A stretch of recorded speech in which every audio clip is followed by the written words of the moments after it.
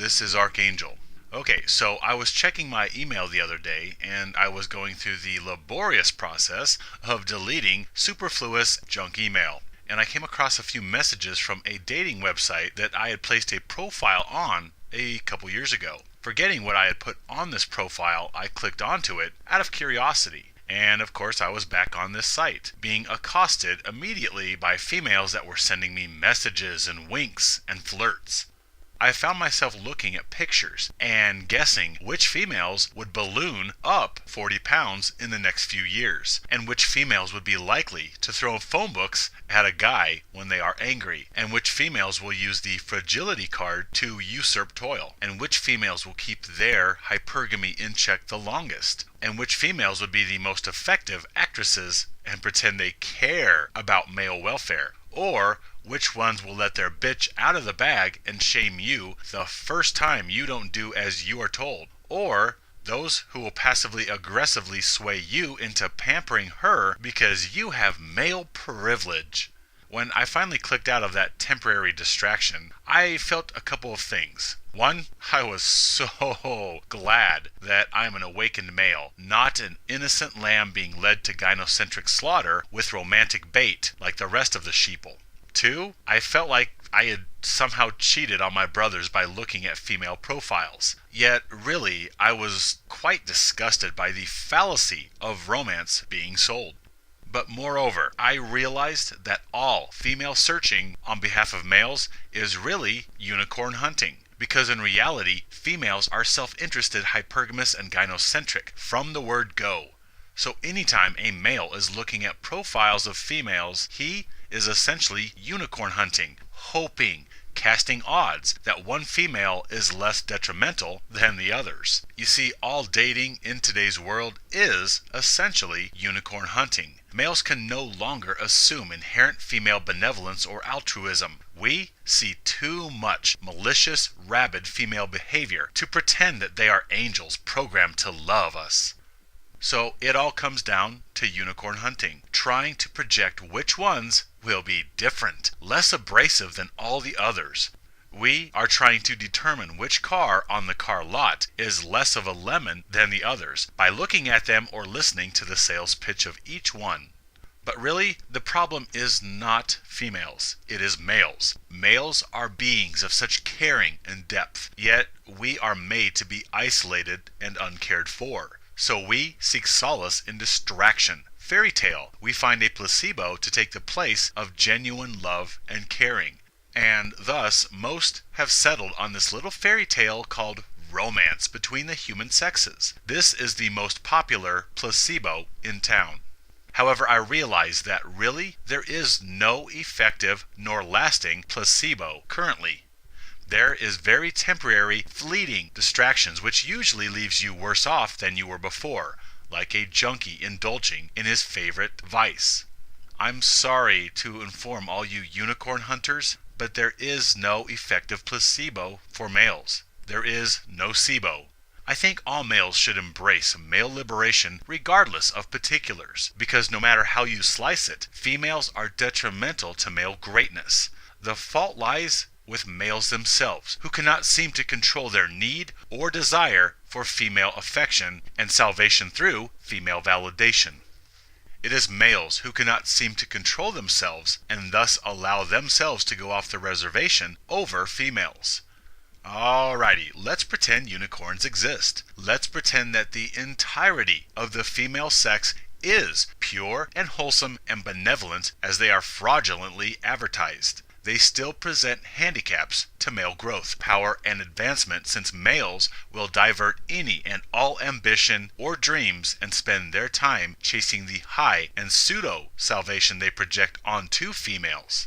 It doesn't matter a female's nature or the disposition of the collective. Males will search for respite from aloneness in females and deny humanity, arts, or discoveries or breakthroughs because the brilliant Einsteins or Teslas are too busy chasing the high they procure from female interactions. Males are all alone, And it doesn't matter whether females are benevolent or malevolent. They cannot heal males' unfair aloneness in this existence. They cannot undo their biological programming for gynocentric in-gender preference, nor their hypergamous self-preoccupation. And even if they could, they most likely would not.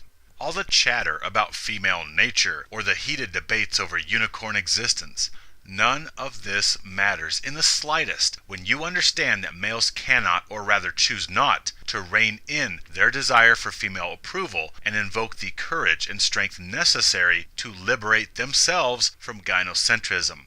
Males fail to recognize or embrace their amazing brilliance because they divert all faculties into chasing, pampering, coddling, serving, and dying for the divine feminine, desperately spending their precious time pursuing the feminine band-aids they invoke to distract themselves from the aloneness that is male reality. It matters not whether she is an angel or whether she is the devil. Males do not sequester control of themselves or uphold their worth around females, regardless of whether they are benevolent or malevolent.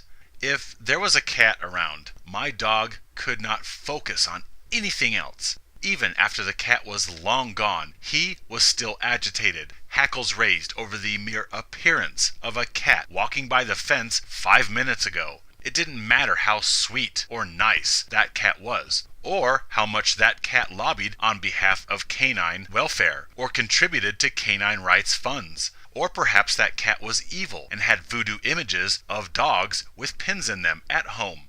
Nothing about the cat mattered in the slightest. He was not his usual brilliant self when cats were around. It had nothing to do with the cat, and everything to do with his lack of control around them. Well, same argument here. What if a unicorn exists? So what? They still handicap males, albeit unknowingly and unintentionally. I have observed male behavior for quite some time, and I realize males fail to control themselves or maintain their value, sovereignty, or power in the presence of any female, whether good, bad, malicious, or altruistic. The problem rests with males, not females. Males who fail to overcome their fears or demons will instead project salvation from aloneness onto the same beings they are sexually and instinctually drawn to. In light of the ubiquitous male weakness, all discussion of female nature or disposition is a debate of futility, like musing over whether Green Lantern likes carpet or tile in his bathrooms. Males should embrace MGTOW and male liberation from gynocentrism regardless of anything else, period. This is for the good and well-being of males. It is for males' growth. Even if some unicorn came along and offered the selfless love that males would overturn mountains to find, and even if she insisted on him reciprocating nothing in return, males would still willingly slip chains around their own wrists and ankles and give themselves over to her service as a divine offering to his rescuing deity. He would willingly lay down and offer himself to the object of his affection and caring. I have seen this countless times. A big, tough, aggressive, smack-talking, chest-thumping bad boy finds a female that does it for him, and suddenly it's all over, like a little puppy dog rolling over for its master, and he places all decisions in her hands, and he simply follows this exalted female's instructions. It doesn't matter if the new wife or girlfriend wanted or desired this servitude on his part. He willingly, of his own accord, hands her the reins, and he simply tends to the business of pulling the cart. Maybe females are malevolent, or maybe 2 or 3 are quasi-benevolent. Maybe they are breasted demons, and maybe a few are angels in training. Perhaps females are all crocodiles, or perhaps a few unicorns exist. And perhaps Green Lantern likes tile with generous usage of plush area rugs in his bathrooms. All this matters not. Unicorn existence?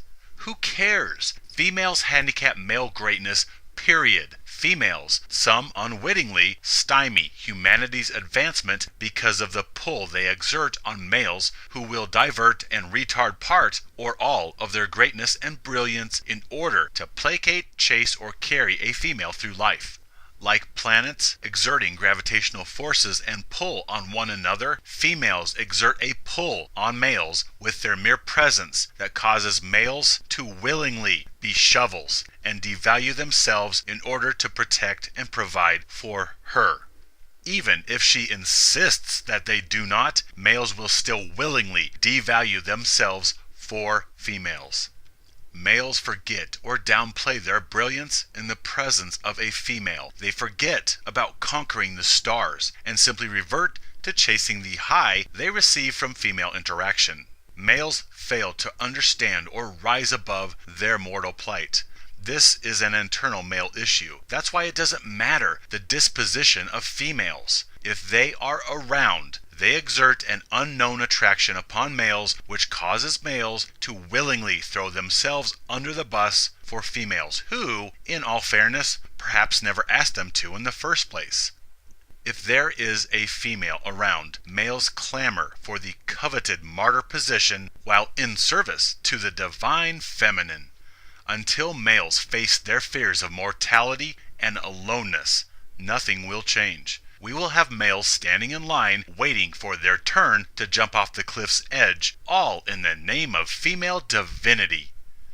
Male empowerment, male liberation is the path for all males. There is no placebo that will spare males from willingly devaluing themselves in order to continue chasing female placebo. There is no SIBO that will give males the fairy tale they want and empower them at the same time. Males are either empowered and alone, or they are devalued and enjoying the fairy tale. Either way, this is the ultimate tragedy of male existence. Males are great and powerful, a sovereign over their own destiny and subjugated to no one, because they willingly eschew fairy tales of romance. The other option is that they indulge in romantic fairy tale, and because of their caring, they willingly lay down and play doormat or shield for those whom they have come to care about. It doesn't matter if a male's object of caring even cares about them in return. When males care, they place themselves in harm's way for those they care about, and their wants or needs are put on the back burner for those they love. There is no romantic resolution where males can suckle at fantasy and be empowered at the same time. Because when males begin to care, they subconsciously begin lowering their worth and elevating the worth and needs of their object of affection. It's almost a reflex that males don't even know they are doing, yet regardless, it still leads to male devaluation. And when you get a planet full of males lowering themselves while still thinking, I'm empowered, hence we get what we have, a world full of elevated females and devalued males. So, unicorn existence? Yeah, it doesn't matter, because females exert a force upon males with their presence, which ultimately leads to male devaluation, and male devaluation leads to male disposability, regardless of whether the female is good and caring, or evil and malicious, or whether she crochets and sings opera in the shower. Nothing about the female matters. Males cannot seem to control themselves around females, and they throw themselves under the bus and teach other males to do so as well. I'm sorry, friends, there is no placebo that will reconcile romantic fairy tale and male empowerment at the same time. It seems it is either one or the other. You are a simpering doormat enjoying your fairy tale in your own mind, or you are alone and empowered. It doesn't matter how well versed you are in red pill philosophy, you will slowly sell pieces of yourself for your illusion. I will sum up this nocebo with an analogy. Well, actually it's from a movie. In Superman 2, Superman is in love with Lois Lane. And because of the force that she exerts upon his heartstrings, he willingly goes to his little Arctic hideaway and voluntarily gives up his superpowers without her knowledge. He willingly retards his greatness to cater to a female. this is what males do unknowingly when they are around females. They retard their greatness to make her feel comfortable and elevated. You see, in the movie, Lois made Superman feel self-conscious for being awesome, and thus he gave up his superpowers to be more plain and common right alongside her, thinking that she would then love him. But of course this was not the case. She loved Superman and became sexually excited by him because he was super and not plain. Meanwhile, while Superman was chasing his romantic addiction, the world needed his greatness. And so luckily, he was able to get back his powers and be great once again. This is the power females exert upon males. They retard males by exerting this unknown pull on males, and males will throw themselves under the bus to dumb down the greatness and brilliance they possess in order to make females warm and fuzzy about their uterus. This is what happens despite your knowledge of red pills. Females unconsciously, even unknowingly, coerce males to dumb themselves down and willingly sacrifice themselves because of their care for females. This is reality, point blank. This is male-female interaction. Males, the supermen, will willingly give up their power to dumb themselves down in order to be accepted and loved by the more plain, less spectacular female. Kick, scream, cry all you want. This is the pull females exert upon males. Unicorn existence? It doesn't matter. Female benevolence or altruism? It doesn't matter. Males will experience digression and greatness retardation around females. Bottom line. So until AI or virtual reality comes out, there is no placebo that will not devalue nor discard you. Thus, no SIBO. Me, I choose to be empowered. And wait for virtual reality. My friends, my brothers, stand with me, live free.